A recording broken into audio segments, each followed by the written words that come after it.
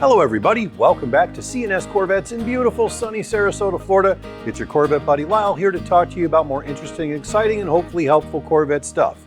Today's video is going to be focusing on the earlier Corvettes, and in our lexicon that means the C2, C3, and C4 cars, and some advice about buying parts for those cars. So if you've got a classic Corvette, meaning it's 35 years or older, it can be difficult to try to navigate where to find parts. Now, thankfully, on the C2 and the C3, and to a lesser degree the C4, almost every physical or mechanical part that is a body panel, an interior panel, or anything like that is all readily available in reproduction. So you can usually buy a brand new example in reproduction of that part. So you don't have to go looking for something that's 30, 40, 50 years old that is in nice shape and matches your color and all that. What I want to talk about is when you are looking for these parts, oftentimes there are several companies offering these parts. You're looking for a headlight switch for your 69. Electric Limited makes one. Keen Parts makes one. A couple other companies make them. All the catalogs are going to carry a version of it. My suggestion is, before you go out and just fill your shopping cart at one location, do some diligence, do some research on which of those parts is, which of the manufacturers is rated the best. Talk to your buddies who may have cars like that who've used those parts. You can say, yes, use this, use that, because the quality of reproduction parts can vary a lot. And the more information that you can gather before spending your hard-earned money, the happier you're going to be with the result. The C4 electronic bits are some of the most difficult to locate. Now, granted, some of those things, like the gauge clusters, can be rebuilt, and there are several places around the country that do a good job with that. Some of the harder things to find are the AC control heads and stuff like that. Again, a lot of that can be rebuilt, some of it cannot.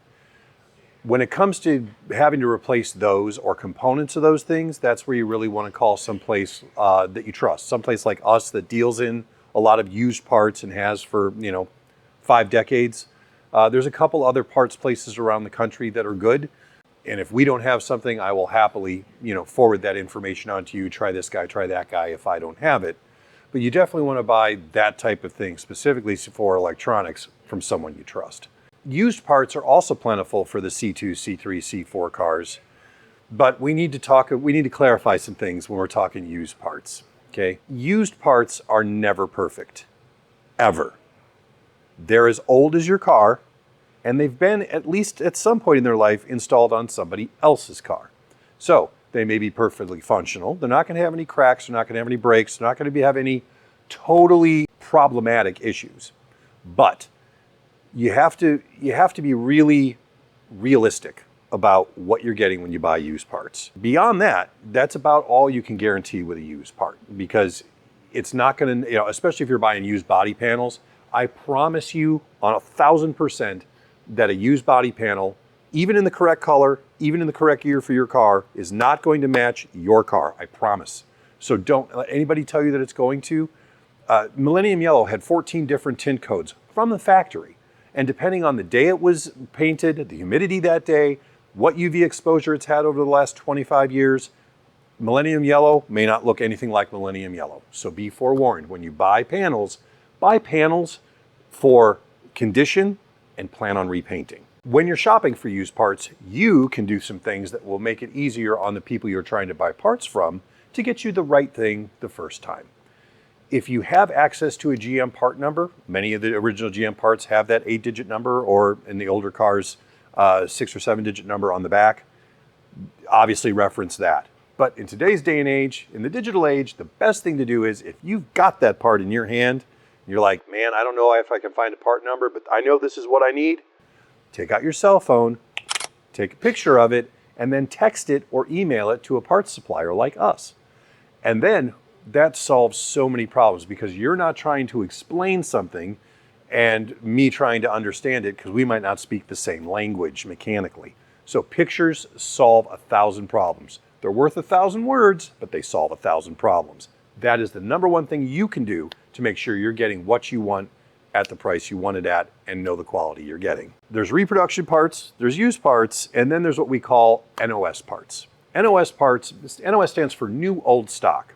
So this is an original part made by GM during the time that GM was still making that part. So if you're looking for a shifter console plate for your 75 Corvette and you buy one NOS, that means it is an original GM part that's been in that box since 1975 or 76 or 77, and it is brand new, but it is as old or almost as old as your car. The same things apply with NOS stuff that I would apply to used parts. They should be undamaged. They should look really good. They are never going to be perfect. Be cautious with NOS electronics and hydraulics, because even though those parts may look perfect, which we know doesn't exist, the rubber seals in any kind of hydraulic or pump or anything like that, or the circuit boards and the solders on those boards in the electronics that are 30, 40 years old are likely to be defective just because they've been sitting on a shelf for 30 plus years. So keep that in mind. A lot of guys who are looking for NOS parts are also looking for particular date codes because they're going for Top Flight or Bloomington Gold or something like that. That is a very, very niche part of the Corvette hobby in 2025. And the number of places you can go or call or email who deal in date-coded stuff is like this many people.